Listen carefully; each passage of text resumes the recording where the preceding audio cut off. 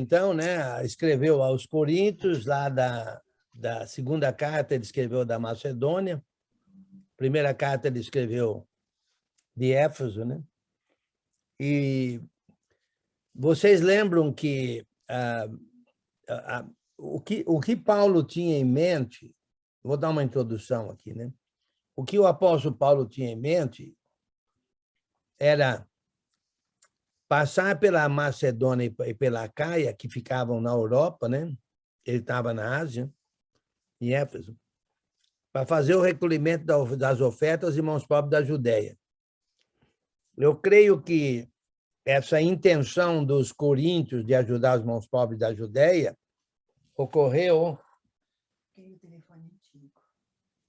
Espera aí que apareceu uma penetra aqui, viu? Não vou falar quem que é, não, porque eu vou falar aqui que apareceu uma penetra aqui, ó. E oi, dona Marli, boa noite. Boa noite, tudo bem? Boa noite, mamãe. Olha, tá bonita.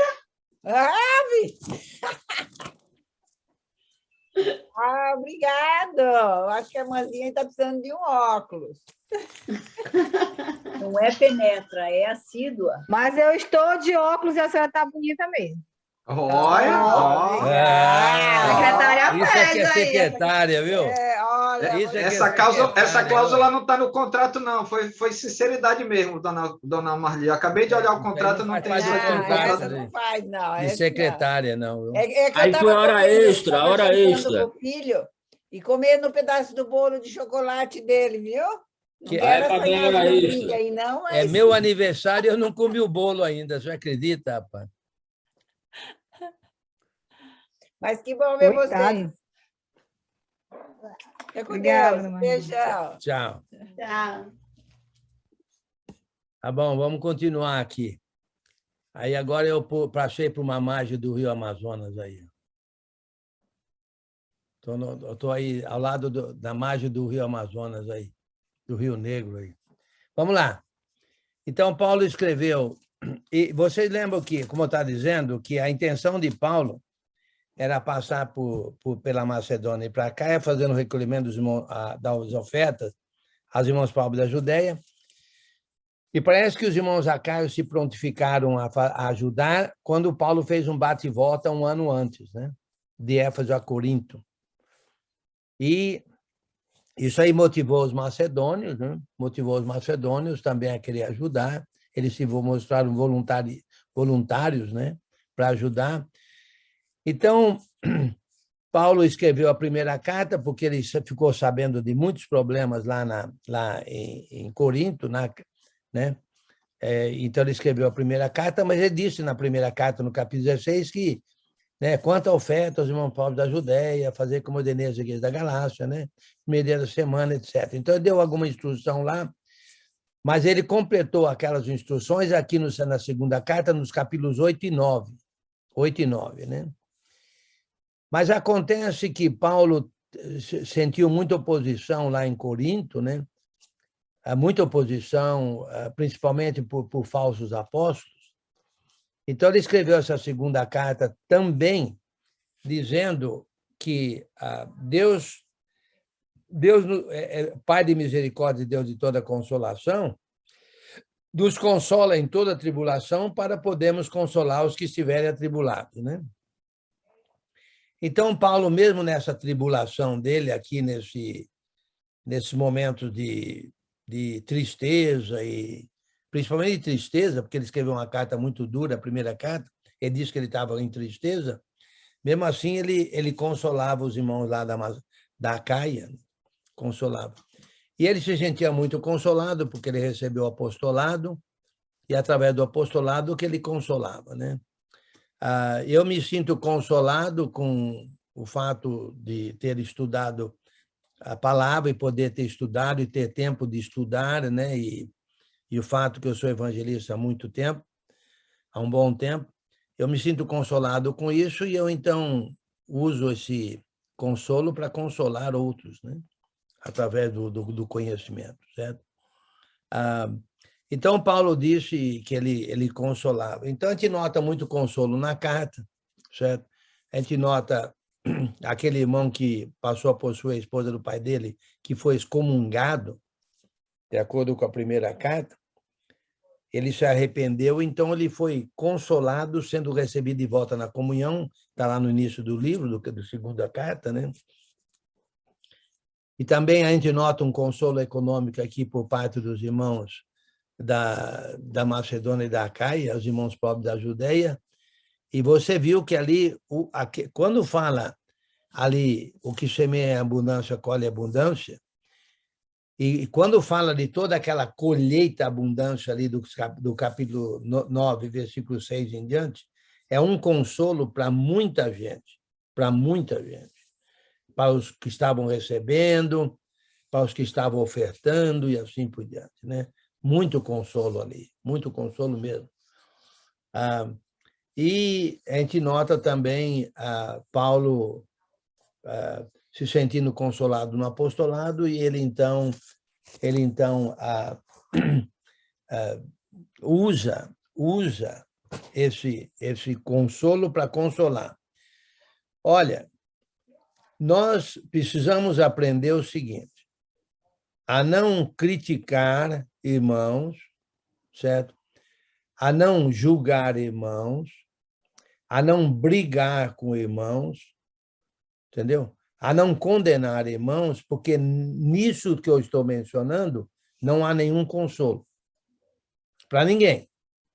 Para ninguém. Para ninguém. Nem para aquele que está criticando, para aquele que está julgando. Não há consolo, não. De nenhum tipo. Quando a gente ama, aí tem todo o consolo, né? Todo o consolo que há ao que ama, ao amado, etc. Bem, no capítulo 13, tudo isso assim como uma introdução, uma aplicação generalizada do livro, né? Então, Paulo está escrevendo da Macedônia, e ele pretendia passar pela Acaia, certo? Após ter feito o recolhimento da oferta lá dos macedônios, faria o recolhimento da oferta dos irmãos lá de Acaia, iria para levar para Jerusalém. E ele disse que se ele fosse, ele acabou indo, a gente nota no livro de Atos, que ele acabou indo, né? O livro de Atos foi escrito muito depois, é claro, né? Foi escrito já o que nós chamamos de quarta viagem, vamos dizer assim, né? E aqui Paulo está já no início da quarta viagem, vamos dizer assim, né? Tem gente que ainda considera a terceira viagem. Fala aí, Ana. Enio, essa benevolência, esse amor que o cristianismo deles mostrava, não existia naquela época entre as pessoas, né? Foi depois, ou é coisa só que a gente assiste em filme, que era maldade, não existia esse amor que existe, que depois da vinda de Cristo passou a ter, né? Entendeu minha pergunta? Entendi. Eu entendi, acho que entendi. Deixa eu dar uma ilustração que talvez ajude a gente a entender o que você está mencionando aí. O cristianismo hoje o cristianismo, de uma maneira generalizada, está bem propagada no mundo hoje, né? De uma maneira generalizada. Aí eu não sei se podemos chamar todos aqueles que se chamam cristãos de cristão, mas não é nosso papel de julgar. Mas se considerarmos todos aqueles que se chamam de cristãos como cristãos, eu diria que no mínimo, eu não tenho certeza, mas seria de 1/3 a 1/5, de 1/3 a metade da população mundial. Talvez, eu não sei ao certo, mas seria aí 2 a 3 bilhões de pessoas, ok? E você nota que, mesmo assim, quanta maldade há no mundo. Então, entendeu? Imagine naquela época que eram poucos os cristãos, imagine a maldade que existia no mundo inteiro, né? Isso encantava, então, eles verem o que os apóstolos faziam, então? Luz do mundo, sal da terra. Sim. Ah, Hoje em dia também. Se nós fizermos o que devemos fazer, somos luz do mundo, sal da terra. mas o que aconteceu lá no primeiro século foi muito grande para quem não conhecia, Sim, né? sim. Ah, Deixa eu dar isso. um exemplo para você disso aí. Você sabe que tem 2 problemas mundiais hoje em dia, que lá na Ucrânia e também lá no Afeganistão, que resultou em muitos refugiados, né? Muitos refugiados. E esses refugiados estão espalhados pelo mundo e principalmente pelo mundo cristão. E quem é que está cuidando deles? Aqueles que se consideram cristãos, como eu falei, né? O mundo chamado de cristão, ok? Para você ter uma ideia, aqui onde eu moro, aqui na cidade de Oklahoma City, tem mais de 1.000 refugiados afegãos, acho que são chamados. E a nossa congregação aqui está ajudando 100 deles. 100, e outro dia ela deu um jantar para eles, na época de ações de graça aqui dos Estados Unidos, em que tinha por baixo uns 300 dele, com homens, mulheres e crianças, e todos eles muçulmanos. Todos eles muçulmanos. Imagine só o choque para eles, sendo muçulmanos, supostamente sendo contra o cristianismo, sendo cuidados aqui pelos cristãos. Inclusive, os cristãos estão arrumando casa para eles morar, emprego, documentação, um monte de coisa para eles. E a mesma coisa com os ucranianos. Aqui, por exemplo, a minha congregação fez uma coleta de materiais de higiene, de limpeza, um monte de coisa para mandar para os ucranianos refugiados, juntamente com 2 igrejas lá de um outro estado aqui dos Estados Unidos.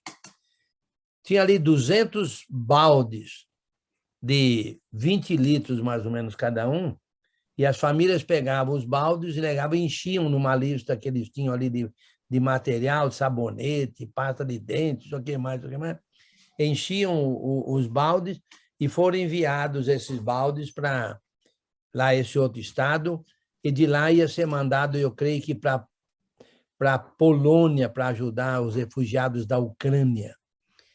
Então, você vê, há hoje em dia ainda muitas oportunidades, até mesmo que choca o mundo, né, vamos dizer assim, completamente diferente. Muito bem, não sei se eu respondi a pergunta ou não. Não, sim, Deus transforma o mal no bem, né? Ele consegue transformar o mal no bem, né? E Muito isso bem. mostra que é vindo de Cristo que se faz o bem mesmo, e é o que eles têm que adotar na vida deles, né? Sim, é como Paulo disse aos Gálatas, assim que temos a oportunidade, façamos o bem a todos, mas principalmente aos da família da fé, né? Então, a ordem da gente fazer o bem às pessoas é primeiro aos evangelistas, Gálatas capítulo 6. Primeiro aos evangelistas, depois aos da fé, depois aos outros. Fazer o bem assim. Ok. Muito bem.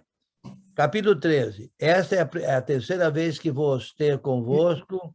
Irmão, só um adendo antes que tu entrar no assunto, para não fugir do assunto.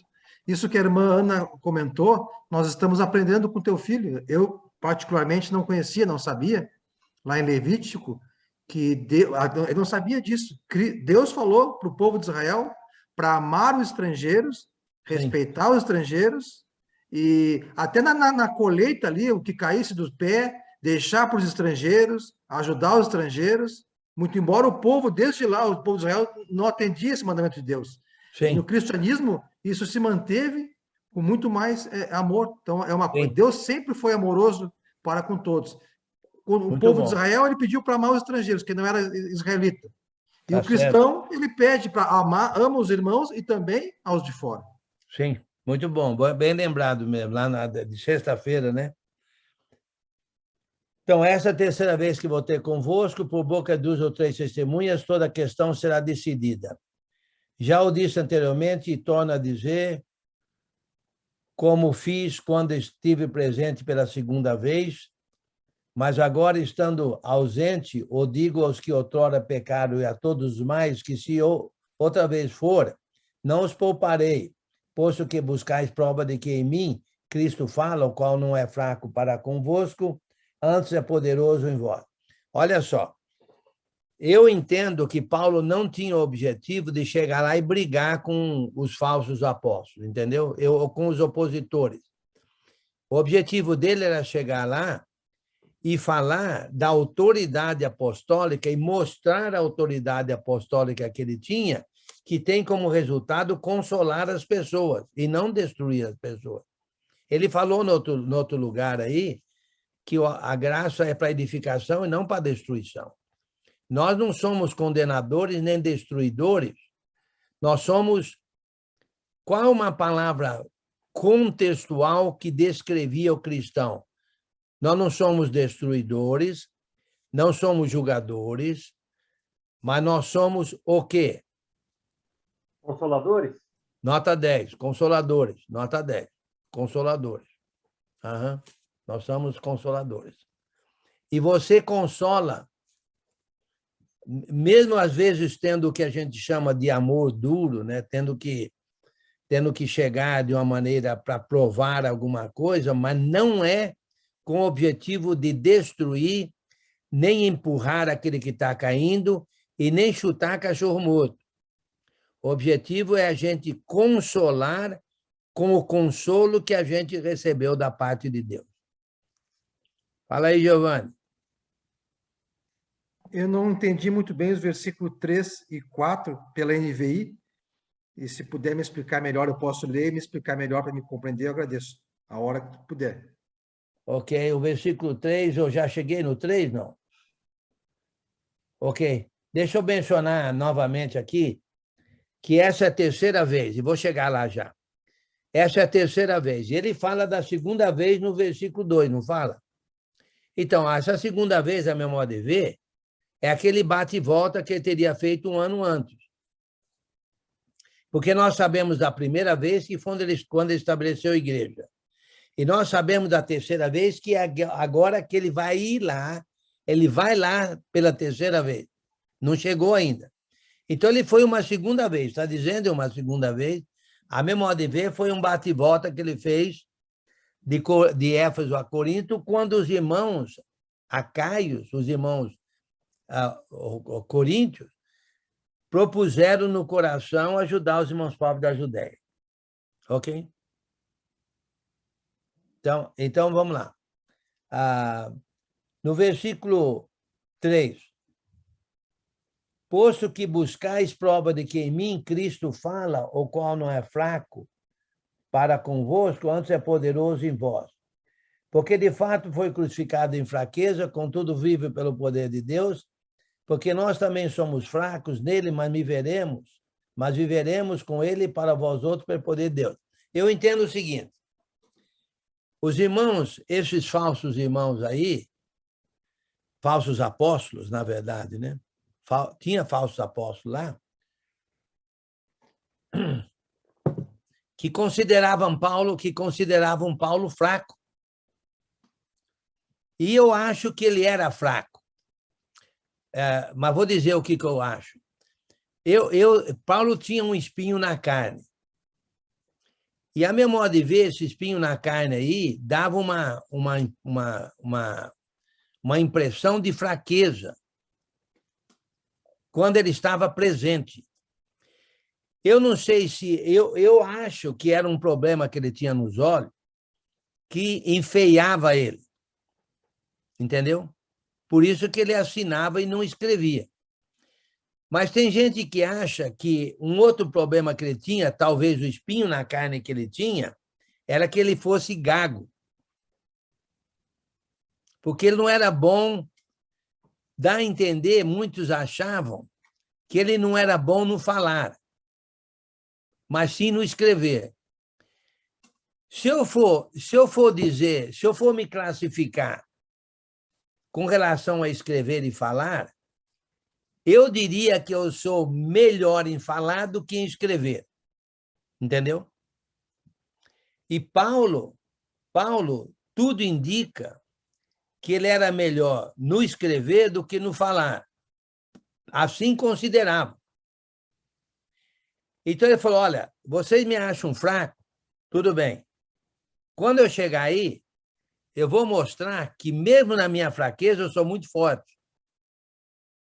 E qual era a força dele? Eu quero uma palavra. Qual que era a força dele? Cristo. Consolo? Não, peraí. Eu não quero a palavra contextual, quero a palavra... Bem, é contextual, sim, mas não é consolo por enquanto. Onde estava a força de Paulo? Poder Na de fé? Na graça. Poder Olha, de Deus. Vocês estão tudo certo, mas como meu pai dizia, vai todo mundo preso, assim mesmo. A força, eu penso que a força de Paulo é Cristo. Cristo. Conhecimento. Tá certo, mas não é o que eu quero escutar. É, mas não é. É, mas não é. Seu Henrique tá difícil pra cabecinha hoje.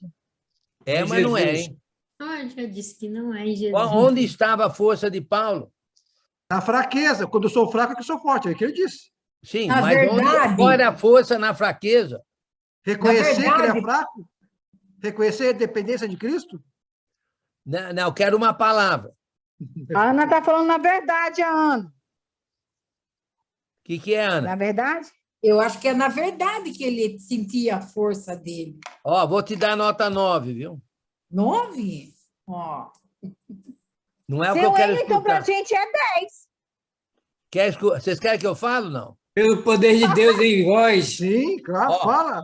Eu vou dar uma dica, vai. Pelo poder de Deus em vós. Adibo, eu quero uma palavra. Uma palavra, né? E, olha, eu vou te dar uma dica. Começa com A. Amor. Amor? Amor? Amor. Não. Ah, É, mas não é. Tá difícil, né? Opa, tem gente que... Apostolado. Apostolado.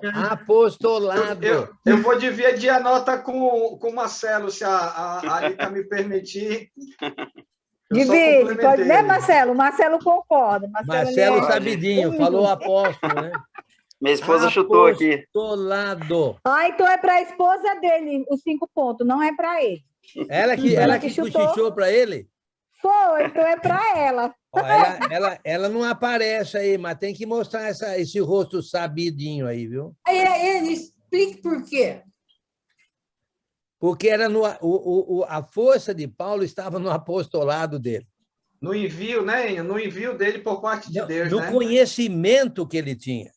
Então, Alguém falou na verdade, conhecimento. Era na eu palavra. devia ganhar 10, porque é na verdade. Mas a palavra que eu queria... Eu te dei 9, porque a palavra que eu queria é apostolado. Nota 9 seu aí é com cheirinho de 10, viu? Tá. E Eu vou como por disse, 9 mais. como diz o pai do Enio, né? Tá todo mundo certo, a gente foi presa. A Ana pegou 9. Então, não quer fora da cadeia. Mas olha, a força dele não estava no apostolado dele? Mas era porque... E mesmo ele sofrendo, me diga uma coisa, mesmo ele sofrendo, mesmo ele apanhando, mesmo ele sendo torturado, mesmo sendo, acho que eu já falei, preso, né? mesmo sendo criticado pelos falsos apóstolos, isso diminuía o poder do apostolado dele? Não. Então, ele falou, olha, vocês querem... Mesmo na minha fraqueza, talvez ele fosse gago, talvez ele tivesse problema nos olhos, talvez ele tivesse... eles não estavam recebendo ele. Ele falou, olha, mesmo na minha fraqueza, eu tenho uma força, que é o apostolado. E com essa força, é na fraqueza que eu sou forte. Porque é na fraqueza que a força aparece mais fortemente, entendeu? E ele, então, ok, eu vou mostrar para vocês a minha força quando chegar aí, Mas, novamente, o objetivo é consolar eles, não era criticar, nem chutar, nem maltratar, nem nada. Entendeu? Irmão, eu queria ler o 13:4 na NVI, para ver se me ajuda a compreender, que eu fiquei meio confuso aqui. Antes que tu fale que a NVI não é inspirada, eu até pensei em trocar de versão, mas a nova geração dos Latorre usa NVI, então eu vou ficar. Coitado, ele não é perfeito, viu? Então, aqui, visto que vocês estão exigindo uma prova de que Cristo fala por meu intermédio. Tranquilo. Apostolado.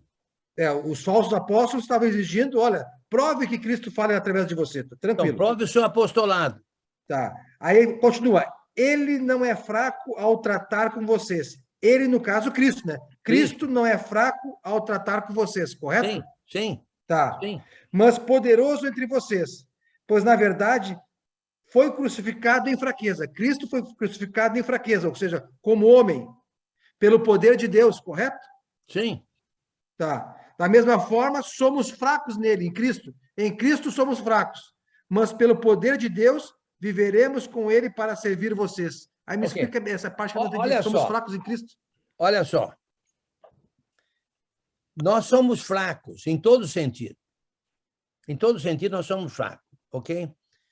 Você está bem de saúde hoje, amanhã você vai no médico, descobre que eu falei para vocês, eu tenho um amigo aqui, presbítero, médico, colega de universidade lá do milênio passado, nota 10, nota 10. Ok, começou a sentir um probleminha aí no intestino, coisa e tal, acabou indo no médico, e chama diverticulite. Aí teve que fazer uma cirurgia ali para tirar aquele problema. É um problema conhecido, essa diverticulite. Você opera e tira um pedaço do intestino onde está aquela ruptura, aquela inflamação severa, assim por diante. Mas, ao fazer... Até aí não é muito problema. Mas, em tirar raio-x, etc., descobriu que o intestino esquerdo dele, o rim esquerdo dele, estava completamente tomado por câncer. Então, na cirurgia, já fez 2 ao mesmo tempo, tirou o rim esquerdo inteiro. E o médico falou, se você não tivesse descoberto isso, você morreria em 6 meses. Agora, a sua probabilidade de chegar em 5 anos mais é de 75%. Olha. Então, note bem, o cara está bem de repente.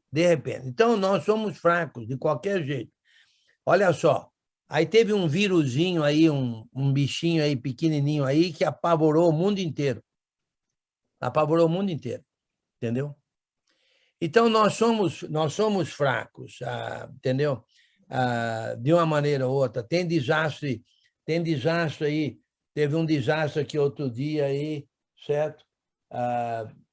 Em que morreram 5 jovens de 17 anos, 5 jovens mulheres de 17 anos aí vamos dizer assim, no despertar da vida, né? Que 17 anos, coisa e tal, querendo achar o príncipe encantado, tudo aquilo lá, para graduar do colegial e já pensar em universidade, bolsa de estudo, não sei o que mais, as 5 morrem em acidente de carro.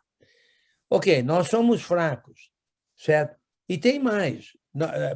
Tem gente que, por exemplo, não consegue enxergar direito, outro não escuta direito. Paulo tinha problema, espinho na carne. Ele tinha uma fraqueza na carne, que era o espinho na carne. Então, os falsos apóstolos estavam falando, você é fraco. Tá bom, eu sou fraco. Cristo também não foi fraco? Ele não morreu em fraqueza? E não foi na fraqueza dele que ele salva a humanidade? Então, na fraqueza que nós somos fortes, no sentido de que, na fraqueza, aí nós temos toda a confiança em Deus, nós dependemos totalmente de Deus. Esse amigo meu falou assim, olha, eu estou pronto. Estou pronto para ir. Está pronto para ir. Já fiz o que eu devia fazer, entendeu? E ele foi como um irmão meu na época da universidade. Entendeu? Os pais dele me consideravam como filho brasileiro dele. Então, nós somos fracos. Você vê, nós somos fracos. Nós estamos aqui hoje, meu amigo. Amanhã a gente não está mais. Então, nós não somos... Mas na fraqueza, mesmo na fraqueza, nós carregamos um tesouro inestimável, que é a salvação. Paulo falou assim, olha, eu tenho o apostolado de Jesus Cristo, com esse apostolado, mesmo na minha fraqueza, eu tenho essa força grandiosa que eu vou consolar vocês com ela, mesmo na minha fraqueza. Faz sentido, Giovanni? Sim, agora eu compreendi, botei aqui. Cristo foi fraco como homem e na fraqueza ele salvou a humanidade. Assim também somos fracos em Cristo, mas graças ao poder de Deus que tanto ressuscitou a Cristo, também vai nos ressuscitar. É Deus que nos dará essa graça, misericórdia e o poder que deu a Cristo vai dar para nós. Obrigado, Então, irmão. Então, olha só, vou dar mais uma ilustração. Qual é a força grandiosa que temos? Essa pergunta merece várias respostas, mas eu quero uma outra que eu vou ficar mordendo até conseguir ela. Olha só, qual é a grande força que nós temos nesse corpo fraco que nós temos? Porque nesse corpo fraco que nós temos, vive um espírito, não vive? E esse espírito, ele é fraco? É o Espírito de Deus, não. Esse é forte. Esse é o que nos mantém vivo aí. Mas me diga uma coisa. Mesmo nesse corpo fraco, nós temos uma grande força, mesmo nessa fraqueza. Como chama essa força? Espírito. Ok? Mas não é. É fé. Mas está mas não é. Tá mas não é. Está quente, mas não é. O que é que nós podemos fazer com esse corpo fraco que nós temos? O que é que nós podemos fazer com esse corpo fraco que nós temos? Conhecimento. Dependente de Deus. Mas não é o que eu quero escutar. Ah, Deus. Consolar. Revestimos das armaduras de Deus, é isso? Não. Mas não é o que eu quero escutar. A gente consola. Aí já é contextual, tá certo também. Mas não é o que eu quero escutar, tá A certo? gente ora a Deus. Quando estamos fracos. Olha, vocês estão tudo certo, mas eu vou dizer o que eu acho. Fé, virtude, conhecimento. Ok, eu vou dizer o que eu acho. A Mari está falando aqui que o professor é chatinho. Para com isso, mulher. O professor aqui, ele quer o pingo no i. Aqui, chatinho, né? Nota 10, obrigado. Irmãos, no final do estudo, para não atrapalhar, depois você me pergunta o que a Marli, minha esposa, acha desse estudo brincando. Depois, no final do estudo. Ok. Olha só, eu vou te dizer o que nós podemos fazer com esse corpo fraco que nós temos.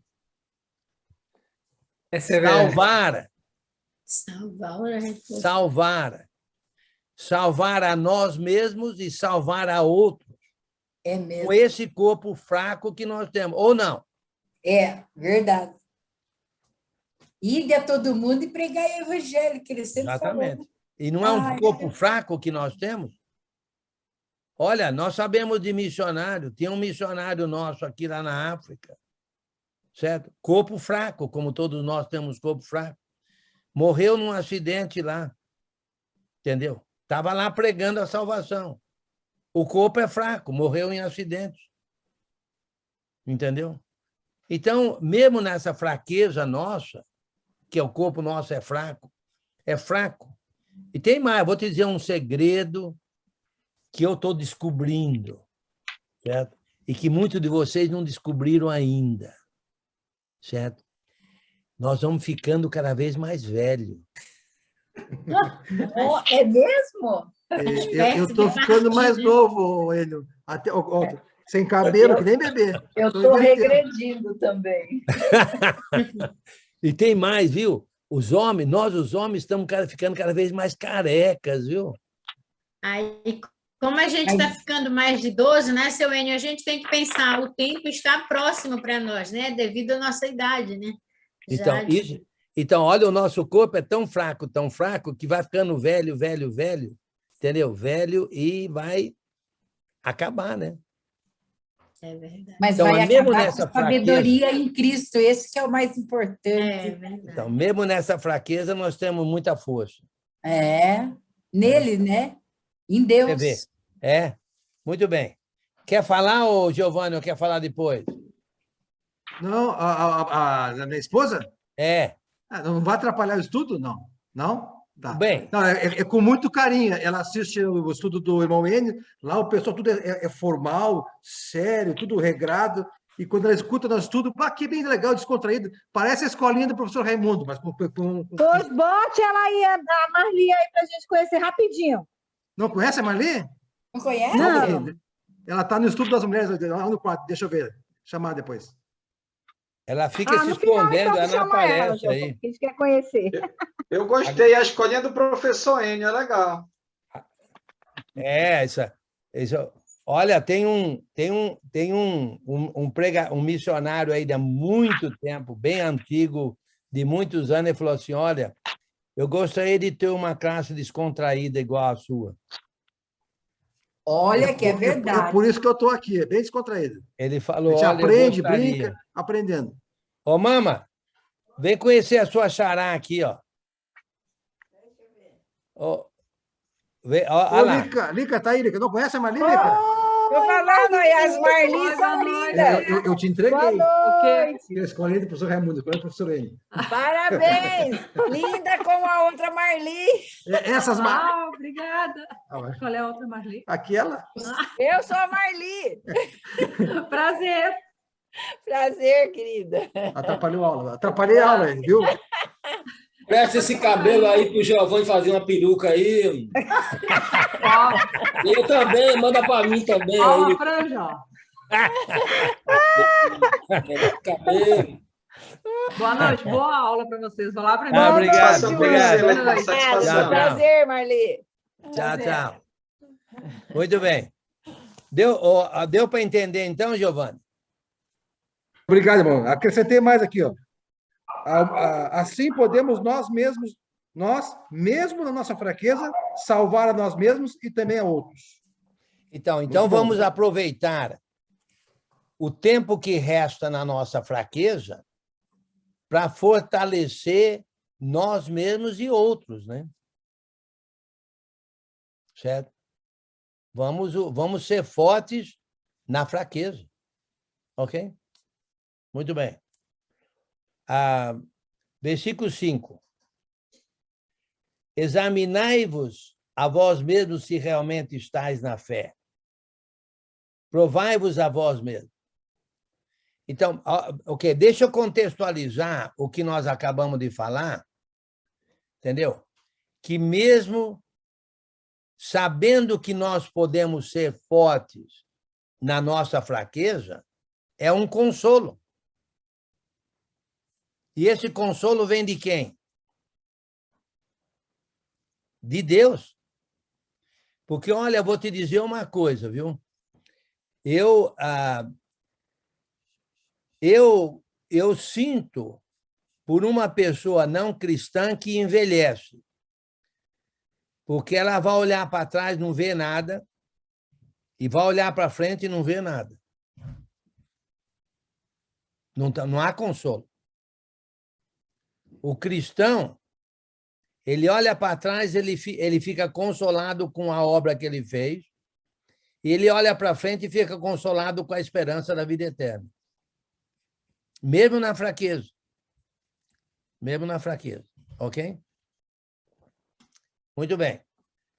Examinai-vos a vós mesmos, versículo 5, se realmente estáis na fé, provai-vos a vós mesmos, ou não reconheceis que Jesus Cristo está em vós? Se não é que já estáis reprovados, mas espero reconheçais que não somos reprovados, certo? Olha, o cristão, eu já falei isso várias vezes e vou falar novamente, vou falar sempre. O cristão tem que ser inteligente. Inteligente. Quando eu falo isso, eu geralmente apanho. Só porque você estudou, quer dizer que as pessoas que não fizeram faculdade não podem ser bons cristãos, ou é preciso ter diploma, bacharel, é preciso... Não, não tem nada a ver com isso. Não estou falando de inteligência intelectual, estou falando de inteligência espiritual. Espiritual. Entendeu? É outra coisa. Qualquer um pode ser inteligente espiritual, mesmo sem saber ler e escrever, na verdade. Não é preciso ter diploma para ser inteligente espiritual. Muita gente com diploma não são inteligentes espirituais. Tem gente, tem PhDs aí em ciência, etc., que são ateus. Entendeu? Então, não tem nada a ver com estudo intelectual. Tem a ver com uma inteligência espiritual. Então, analisa. Vê se vocês estão realmente em Cristo. Vê se vocês estão consolados. Vê se vocês estão sendo consolados. Vê se vocês estão nessa obra consoladora, consolando outros com o consolo que vocês receberam, entendeu? Porque, olha, se é que já estáis reprovados, mas espero, versículo 6, mas espero reconheçais que não somos reprovados. Estamos orando a Deus para que não façais mal algum, não para que simplesmente pareçamos aprovados, mas que para que façais o bem, embora sejamos tidos como reprovados por eles. É como se fosse assim, olha, quando você corrige um irmão, é como se fosse assim, meu irmão, eu estou te corrigindo, eu estou te ajudando, estou te consolando, para que você não sofra as consequências negativas da sua infidelidade. Ok? Agora, quando o irmão não presta atenção e ele sofre as consequências negativas, eu te falei, eu te disse. Não é com esse objetivo que está falando. Eu quero que vocês não façam mal, não para que eu seja tido como certo, porque eu falei que aconteceria. Certo? Mesmo embora vocês consideram nós como reprovados,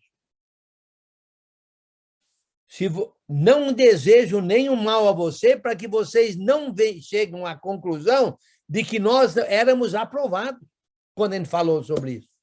Deu para entender o raciocínio aí? É um raciocínio meio difícil, porque quando a gente é mais novo, deixa ele para lá, deixa ele na infidelidade dele, ele vai ver o quanto custa a infidelidade dele. Ele vai pagar pela infidelidade dele. Mas a gente não deseja isso para provar que a gente está certo. A gente quer que, muito ao contrário, que o irmão faça o que é bem, mesmo embora considere a gente reprovado, porque se ele recebeu mal, ele vai ver que a gente era aprovado. A gente falou que ia acontecer. Falou. A infidelidade leva a consequências negativas. E você fala para o irmão isso, o irmão não presta atenção no que você está falando, e fala, olha, meu irmão, eu não quero que nada de ruim aconteça a você, porque se acontecer, você vai verificar que eu estava certo quando eu falei isso. Eu não quero que isso aconteça. Mesmo embora agora você me considere como reprovado, faça o que é bom. Porque se você continuar na infidelidade, vai acontecer exatamente o que eu estou dizendo que vai acontecer, e eu vou ser considerado aprovado. Eu prefiro ser considerado reprovado e você não receba castigo, do que eu ser considerado aprovado e você receber castigo.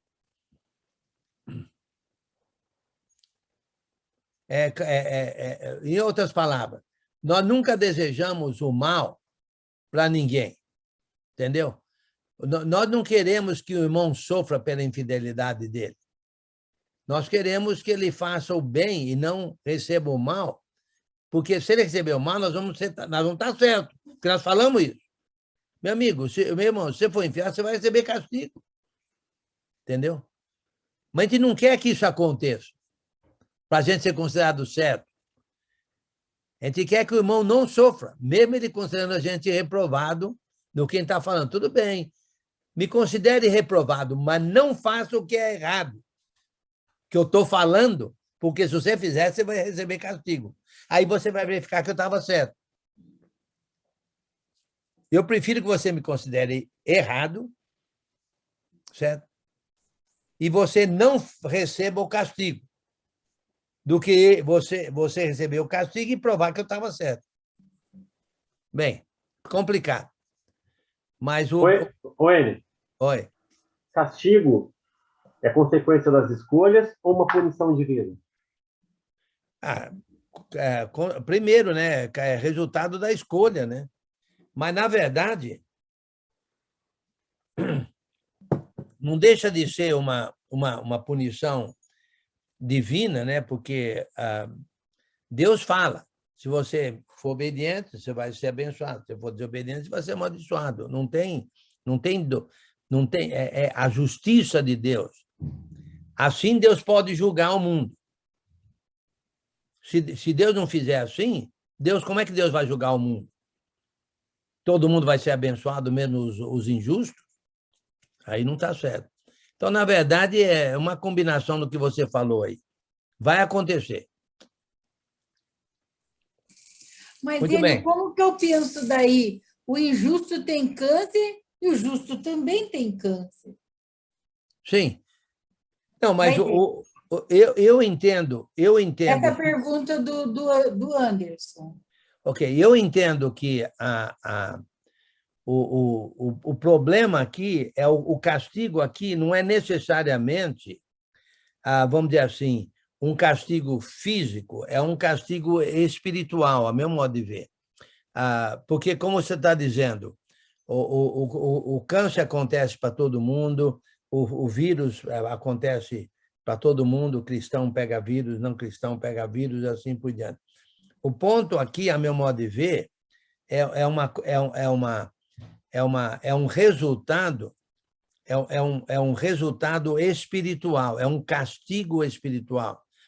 Porque tem o castigo espiritual, né? Tem o cristão vai ser consolado, né? Hã? O cristão vai saber se consolar. Sim. Então, o cristão ele é consolado.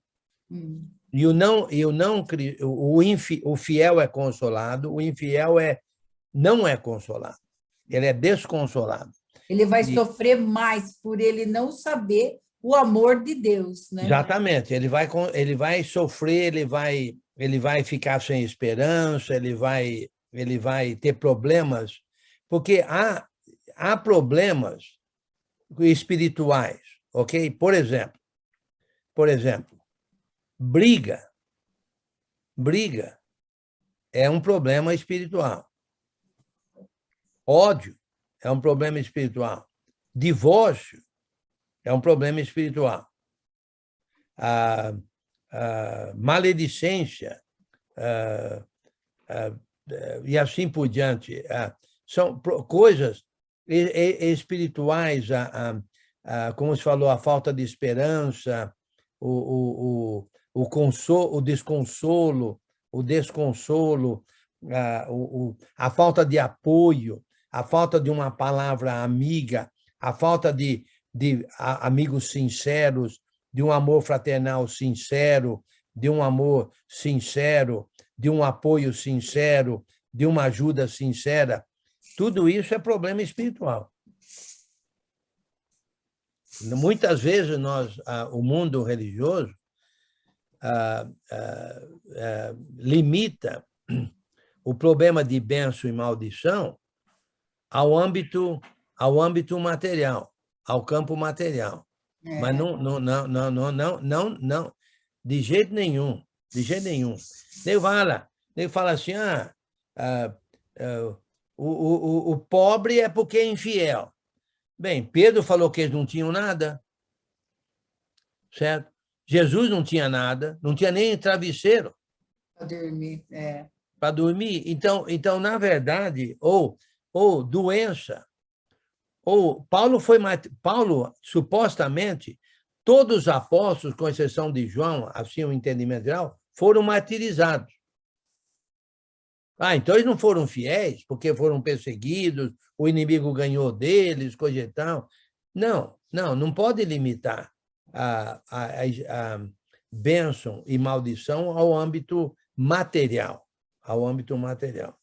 E quanto cristão morre de câncer?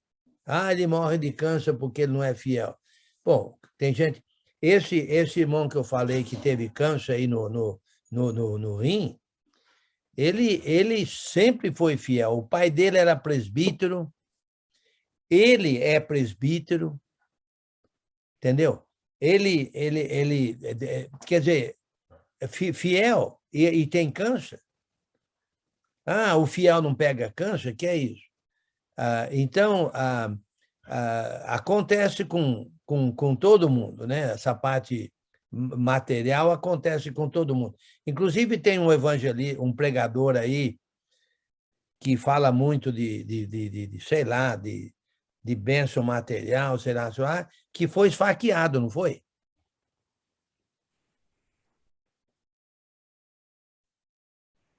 O que foi esfaqueado aqui do Brasil foi o presidente. Não, mas tem um pregador aí. Não, é um cowboy que veste chapéuzão na cabeça. Foi sim. É mesmo. Ele foi. É o Emílio Santiago, né? E aí correu para o hospital. Correu para o hospital, né? É o apóstolo Santiago. Morreu? Não.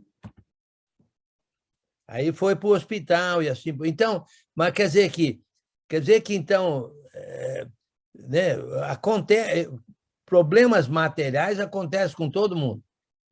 Todo mundo. A crise econômica, olha só, se bênçãos materiais é uma questão de fidelidade, então o Paulo estava aqui levando ajuda material aos irmãos da Judéia, porque eles eram pobres, então eles eram infiéis. Nesse caso, não, porque existe muito milionário que é ateu. Né? Mas, então, é isso que eu estou dizendo. Então, não podemos limitar essa questão de bênção e maldição ao âmbito material, nem físico, nem material. O consolo que é o mais importante. O ponto aí é espiritual é mais importante. Espiritual, inclusive o consolo. Muito bem. Versículo 8. Porque nada podemos contra a verdade, senão em favor da própria verdade. Porque nos regozijamos quando nós estamos fracos e vós fortes, e isso é o que pedimos, o vosso aperfeiçoamento. Então, eles estavam trabalhando no aperfeiçoamento dos irmãos coríntios.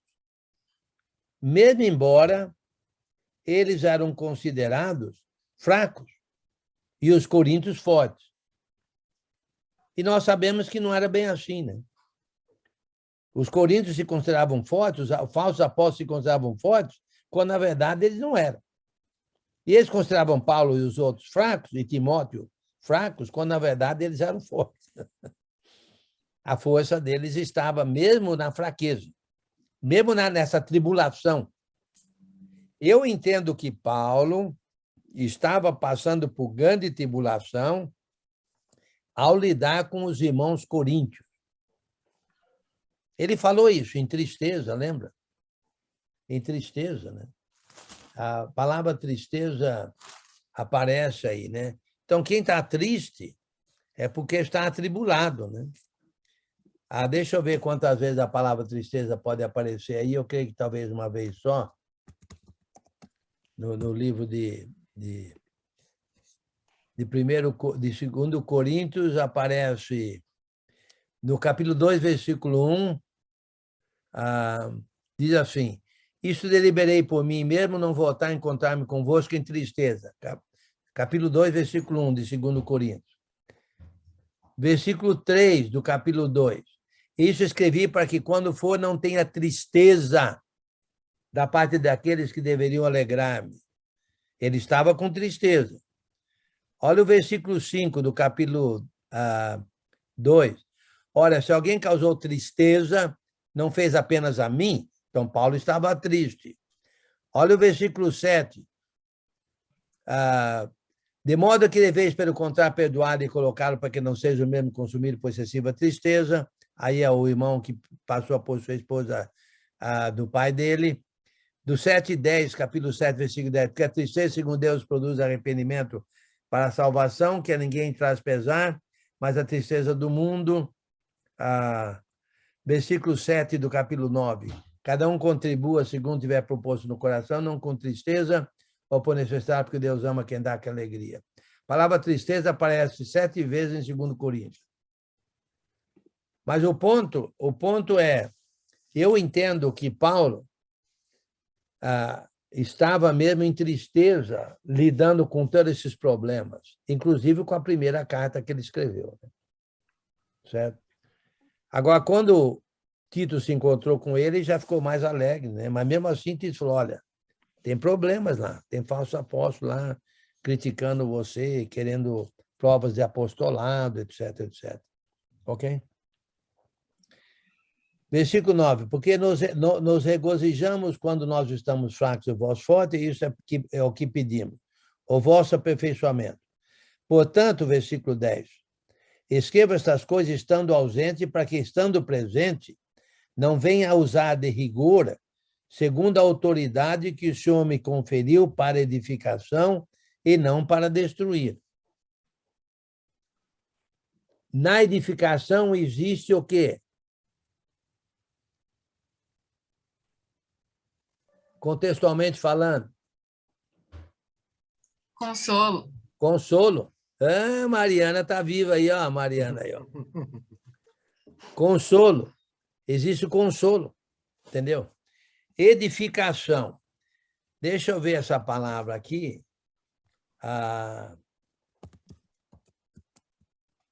Deixa eu ver essa palavra aqui. Essa palavra edificação aparece 3 vezes em 2 Coríntios. Ela aparece 11 vezes no Novo Testamento e 3 vezes em 1 Coríntios, 3 vezes em 2 Coríntios. São 6 de 11. 6 de 11. Em 1 e 2 Coríntios. 6 vezes de 11, ok?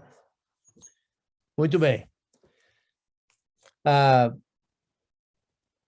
Então, a autoridade é para edificação. Então, mesmo quando a gente vai conversar com o irmão infiel, com o irmão problemático, com o irmão causando problemas como aqui os falsos apóstolos, etc., etc., o nosso objetivo é para ser de consolo, viu?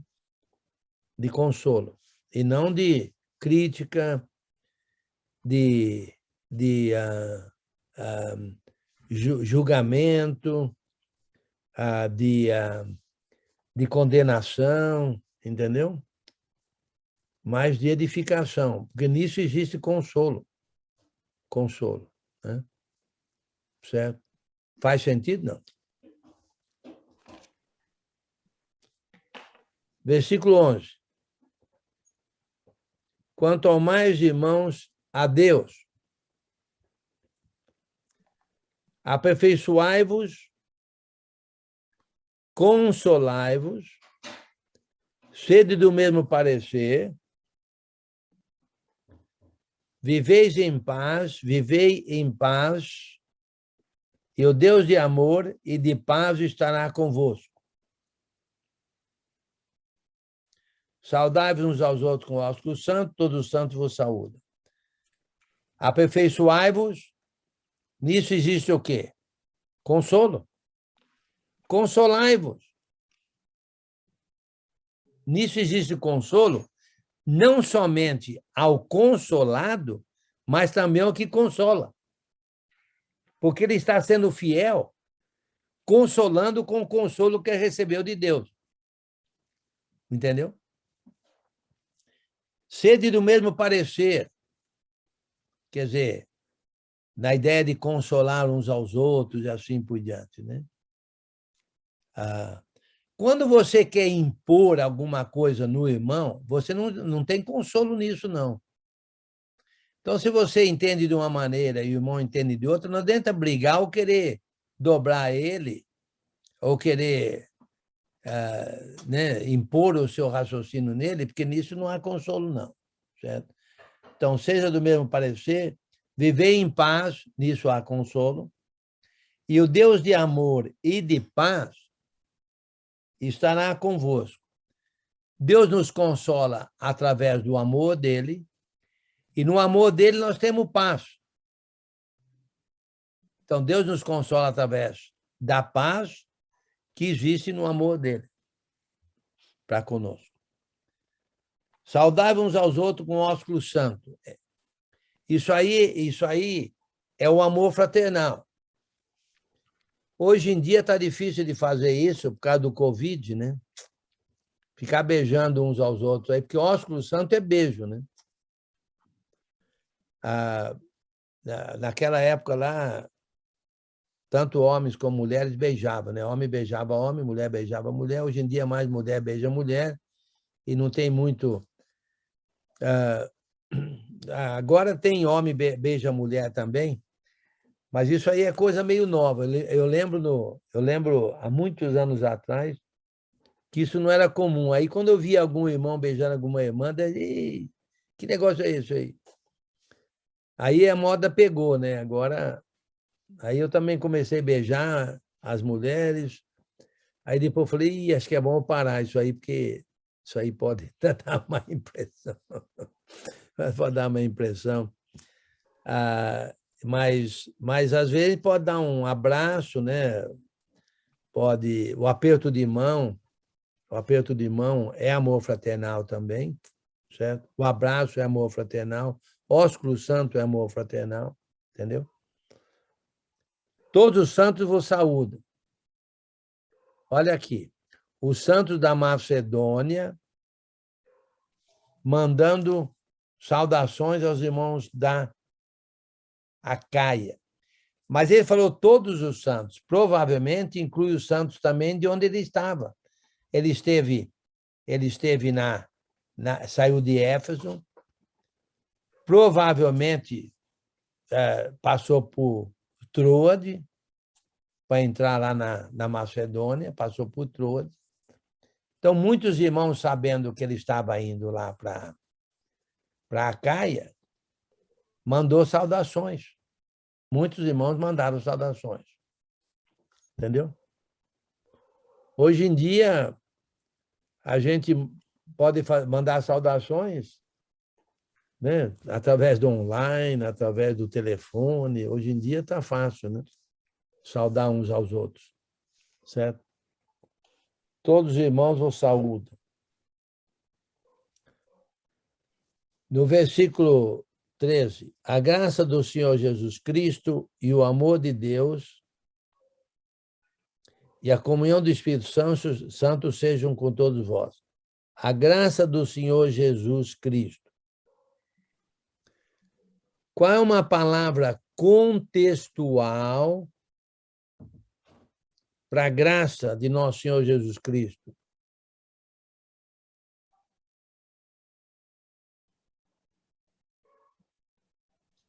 Consolação. Consolação. E qual é uma palavra contextual para o amor de Deus?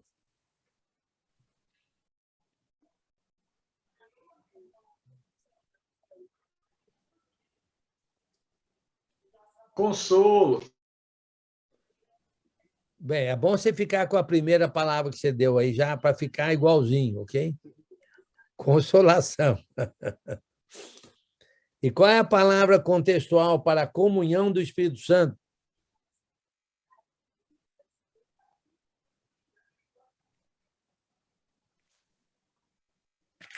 Salvação? Hã? A salvação? Contextual. Consolar? Sandro. Fiel? Sandro. Consolação. Consolação. É o som da intercessão. Contextual. Eu já ia dizer que essa palavra Sandro não está no contexto lá de 2 Coríntios.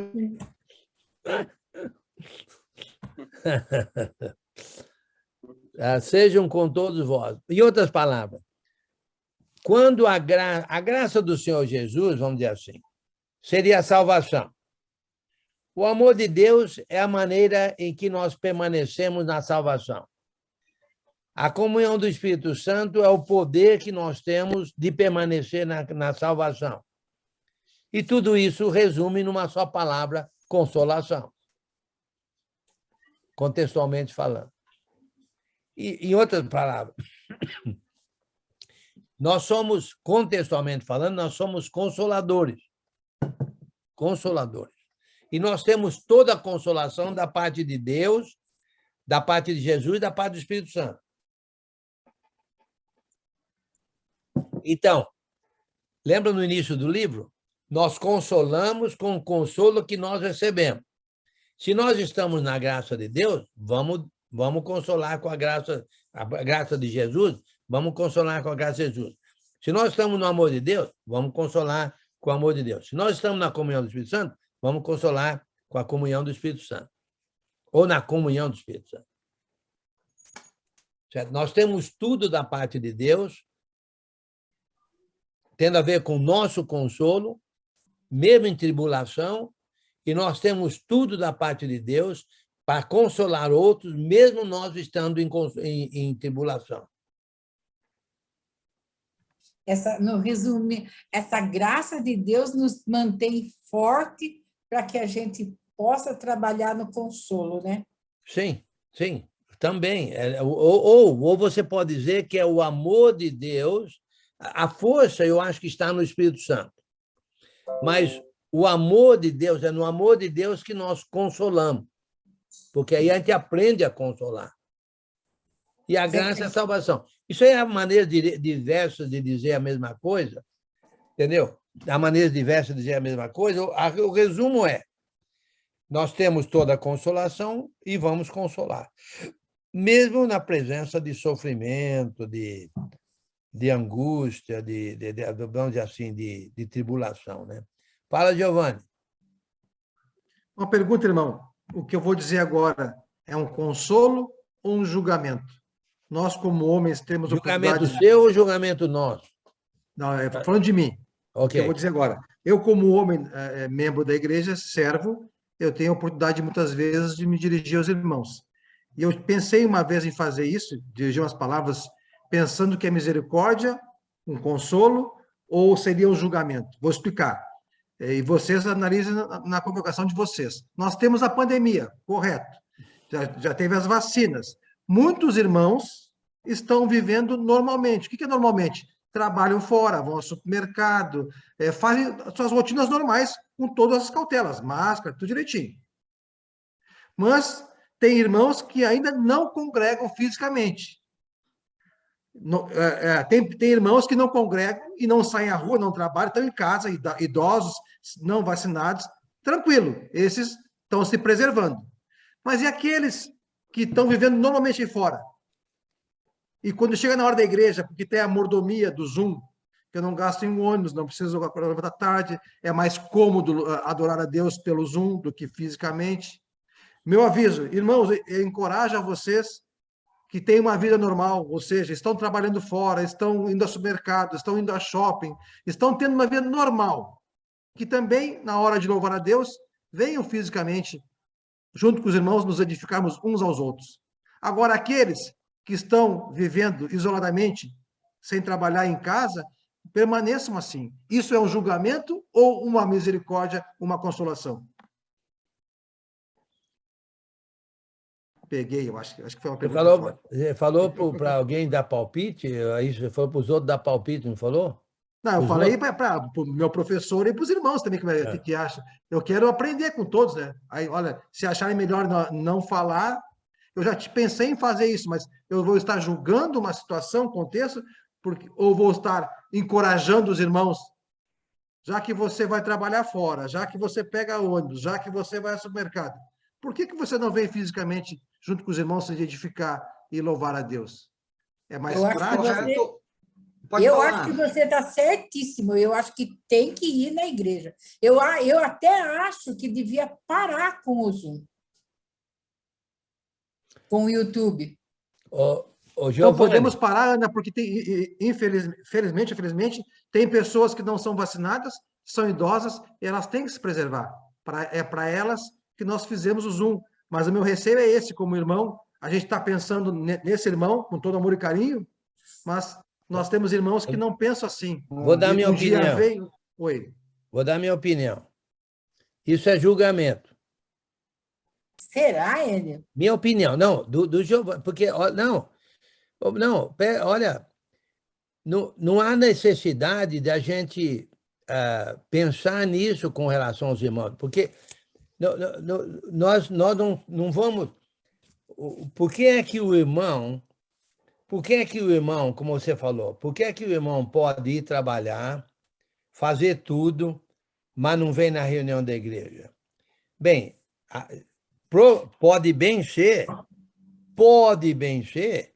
que o irmão não está sendo fiel. Pode bem ser que o irmão acha que aquela reunião ali confinada num salãozinho pequeno ali, com muitas pessoas, pode ser prejudicial com relação ao vírus. Pode ser que o irmão reconheça que, enquanto a pandemia não passar, ele pode participar online e assim por diante. E nós não sabemos o que o irmão está pensando. Então, se nós formos julgar a intenção ou o motivo do irmão, se nós formos pensar no motivo do irmão, a gente poderia estar julgando, e bem provavelmente todo julgamento é errado, porque, na verdade, a memória vê, todo julgamento não só é pecado, como é errado, porque a gente erra no julgamento. O ponto é o seguinte: cada um vai viver da maneira como acha que deve viver. Se um irmão acha que deve participar das reuniões, participa das reuniões, entendeu? Se ele acha que não, é com ele. Nós não precisamos nos preocupar com o julgamento das intenções dos irmãos. Nós não precisamos nos preocupar com isso, porque já tem um juiz, já tem alguém que sabe o que está acontecendo. Mas o que nós podemos... Por exemplo, eu... vou dar um exemplo. O Enio Júnior leva um grupo de jovens americanos, né, todo maio, para fazer campanha evangélica aí no Brasil. Ele vai em 3 cidades, geralmente. Conversando com as 3 cidades deram a entender que não eram a favor dele levar o grupo agora.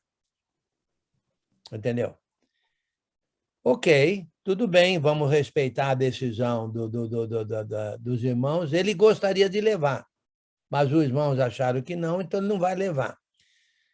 Agora, vai que ele acha que deve levar e leva, e aí acontece alguma coisa de um dos jovens pegar o vírus aí no Brasil aí e morrer, por exemplo, meu amigo, vou te contar. Então, o ponto é o seguinte, nós não devemos nos preocupar com o que o irmão está fazendo. Vamos consolar o irmão, vamos procurar a maneira de consolar os irmãos, mesmo nessa pandemia, entendeu? Agora, se é que o irmão vai ou não vai, vai. Eu sei de igreja aí no Brasil que não pararam de se reunir. Eu sei de igreja aí no Brasil que pararam de reunir pelo menos um ano, no mínimo um ano, não se reuniram presencialmente. Mas, por outro lado, eu sei das igrejas que não se reuniram, que têm oferecido online também. Então, deixa que cada um decida o que é melhor para eles, o que eles acham que deve fazer, porque a fidelidade deles está sendo já julgada por Deus. Não, agora, eu até acho, vou te dizer uma coisa, eu até acho que se o irmão, eu vou dar a minha opinião, se o irmão vai trabalhar, se o irmão vai no jogo de futebol, se o irmão vai comer no restaurante, como se não tivesse pandemia, por que ele não vai na reunião da igreja? Mas o problema é dele. Eu até acho que ele poderia ir, mas vai que ele acha que ele poderia ter sintoma, poder levar o sintoma a alguém. Então, a gente nunca sabe o raciocínio do irmão. Eu tenho que trabalhar, então eu vou. Mas eu não tenho que ir, porque se eu levar o sintoma a alguém no meu trabalho, é porque eu tive que trabalhar. Mas e se eu levar o sintoma, ou levar o vírus através de um sintoma, eu posso ser assintomático e levar o vírus para alguém na reunião da igreja, e alguém pega, e depois eu descubro que eu tive o vírus. Então, o irmão, eu não sei qual é o raciocínio do irmão, então eu não vou me preocupar, não me preocupo com isso. Eu não me preocupo com isso. Eu fiquei 1 ano sem se me reunir, não ia a lugar nenhum, ia no supermercado num aperto danado, com máscara e tudo. Mas mesmo agora, na reunião da igreja, eu tenho usado máscara. Pela primeira vez eu preguei, domingo retrasado, em 2 anos, preguei. 2 pregações numa cidade, e eu dei relatório numa outra cidade, sem máscara, mas preocupado,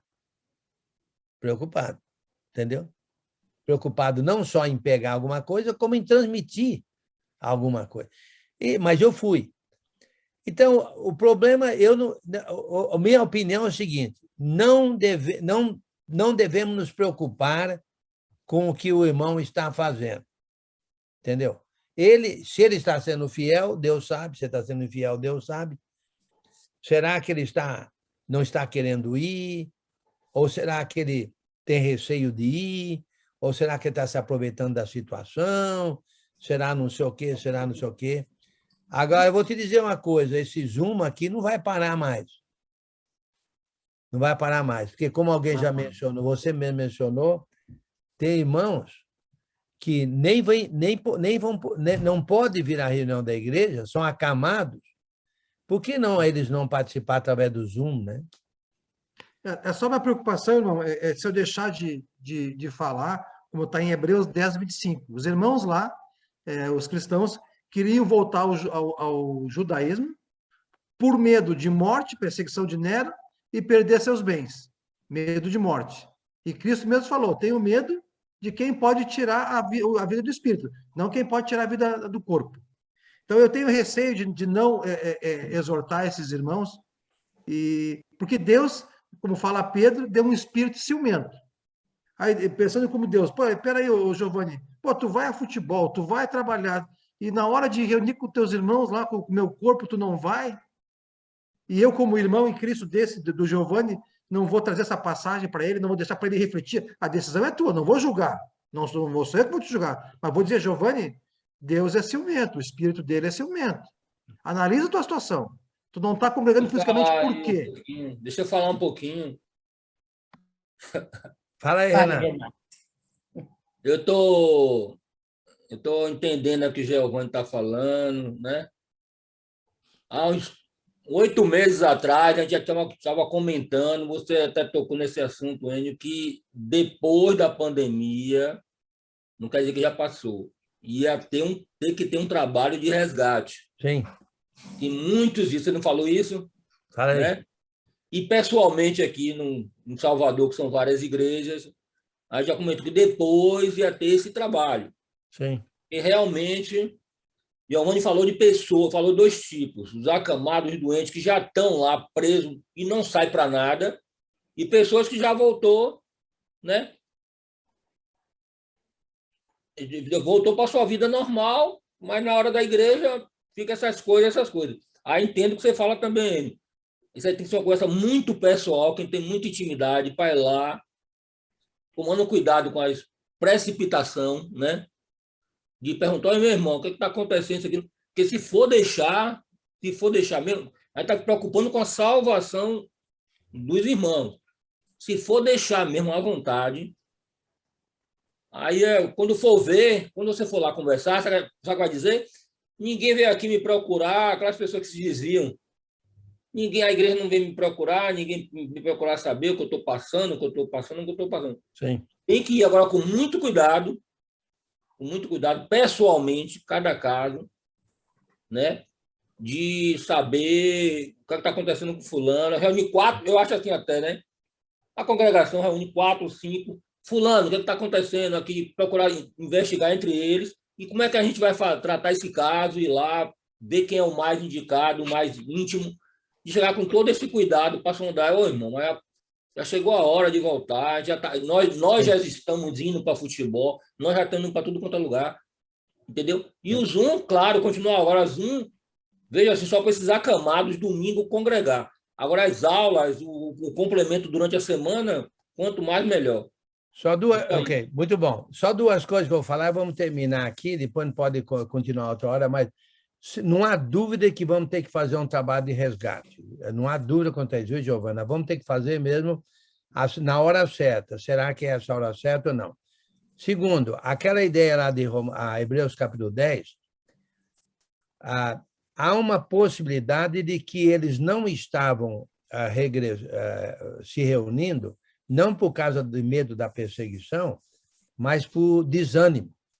Por desânimo devido ao fato que o cristianismo é um sistema de fé e o judaísmo é um sistema físico, de se ver com os olhos, assim por diante.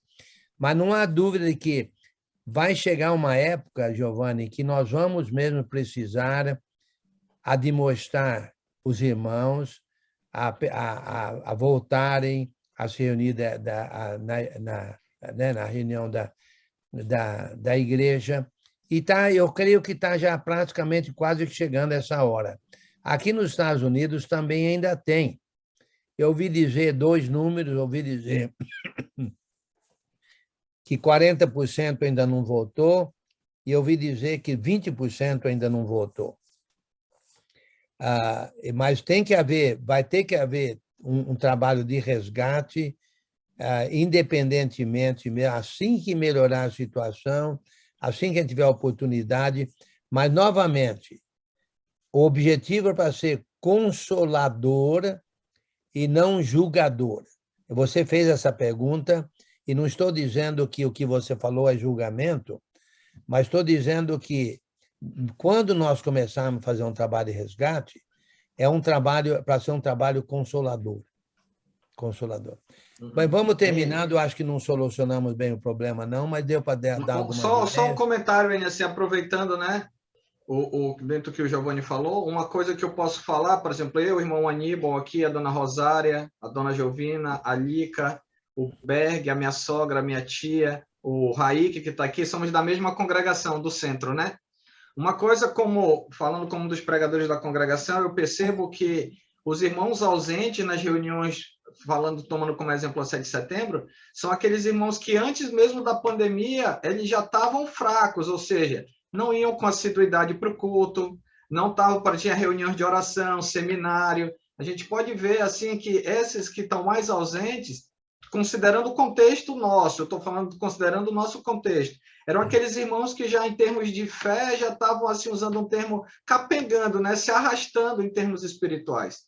Então, como se a pandemia agora fosse, por exemplo, uma razão ainda maior para como se fosse dar um motivo, um escape para essa situação. Tanto é que, por exemplo, a minha sogra, a minha tia aqui são idosas, o irmão Aníbal com a dona Giovina são...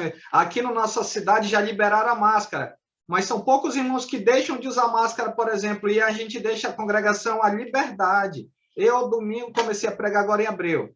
Eu preguei de máscara, em respeito aos idosos que vão para o culto, que já são vacinados, já estão na 3ª, na 4ª dose. Então, boa parte dos irmãos já tem essa liberdade de estarem no culto, né? Então, a gente pode perceber que isso pode ser também, não com exceção de juízo, mas um reflexo da condição espiritual que a pessoa já se encontrava, né? Então, como foi bem dito, a gente precisa, uma das minhas preocupações, por exemplo, quando a gente iniciou contigo uns 2 anos atrás, em relação à questão do Zoom, A minha preocupação era cuidar daqueles que estavam, para aqueles que estavam fiéis não esfriarem da fé. E graças a Deus, seja agora no Zoom, seja no YouTube, tanto é que tem idosa que me aborda domingo de manhã. Olha aí, eu vi lá o vídeo no YouTube lá do irmão Enio, do estudo do Gênesis. Quem é aquele irmãozinho lá? Ele fala, é gaúcho. Eu disse, é o nosso irmão Giovanni, participa com a gente lá no estudo da quinta, ele está contribuindo, porque eu nunca vi ele aqui. Não, mas ele está na reunião do Zoom. Se a senhora olhar lá, porque só aparece tu, quando eu posto, né? Só aparece você na tela. Eu não coloco compartilhado. Então, quer dizer, os irmãos têm esse contato. Se não puder estar na quinta, mas eles estão acompanhando pelo YouTube. Então, eu possibilitei isso visando justamente aqueles que estão na ativa. Tipo, para se edificar, para se alimentar, para poder dar continuidade nessa edificação, né? Uma coisa é certa, esse Covid vai nos proporcionar uma oportunidade de corrermos atrás dos irmãos, inclusive dos irmãos fracos, como você falou, aqueles que não estão vindo, porque alguns aproveitaram a oportunidade, mas é uma grande oportunidade que nós temos de resgatar, ou seja, usar o nosso consolo para ir consolar esses irmãos. Não há dúvida de que vamos ter que fazer isso logo, logo. Talvez já, eu sei de alguns lugares que já até começaram a fazer isso, mas aí depende da situação aí, certo? Mas não há dúvida que vai ter que ser feito. Vamos terminando, então. Quem é que ficou de fazer a oração final para nós? Eu. Vamos orar. Oremos. Pai amado, Criador do céu e da terra, mais uma vez, Senhor, damos graças por estarmos reunidos, ó Pai, online, para estudar sua palavra. Que noite bem aproveitada, Senhor, onde podemos aprender o final do texto da carta de Paulo aos Coríntios. Peço ao Senhor, ó Pai, que continue abençoando o professor, sua família. Peço por todos os irmãos que esteve presente.